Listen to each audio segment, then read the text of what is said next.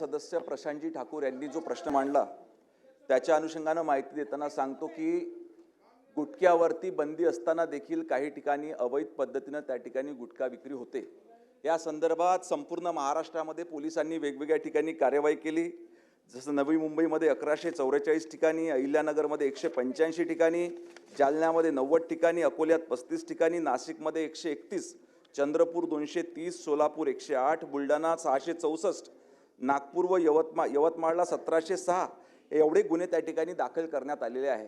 या संदर्भात विशेष आढावा राज्याच्या मुख्यमंत्र्यांनी घेतला आणि याच्यावर जर का अशा पद्धतीने अवैध गुटखा विक्री ज्या ठिकाणी होते त्याच्यावर कठोर कारवाई करण्याचे निर्देश स्वतः सन्माननीय मुख्यमंत्री महोदयांनी दिलेले आहे।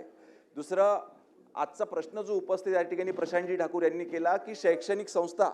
म्हणजे शाळा आणि महाविद्यालयाच्या 100 मीटरच्या परिसरामध्ये अशा पद्धतीच्या घटना नाही घडल्या पाहिजे, याच्याकरिता पोलीस प्रशासना त्या ठिकाणच्या एक मिनिट अभिमन्यूजी याच्याकरिता 100 मीटरच्या परिसरामध्ये जर का अशा पद्धतीचं होते याच्याकरिता पोलीस प्रशासनाने त्या 100 मीटरच्या परिसरातल्या टपऱ्या किंवा दुकानं उद्ध्वस्त करण्याकरिता त्या ठिकाणच्या स्थानिक स्वराज्य संस्था म्हणजे महानगरपालिका असो, ग्रामपंचायत असो, नगरपालिका असो यांच्यासोबत संयुक्त कारवाई करण्याचे निर्देश त्या ठिकाणी दिलेले आहे।